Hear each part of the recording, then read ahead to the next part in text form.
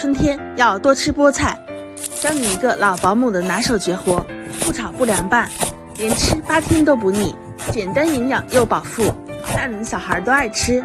嗨，大家好，我是小苏，1000连求关注。首先，菠菜洗净切碎丝后，加入1克小苏打，使菠菜颜色更加翠绿。加入1碗面粉，我们就可以下手揉面。如果太干，可以加点清水，直到揉成一个手光、面光、盆光。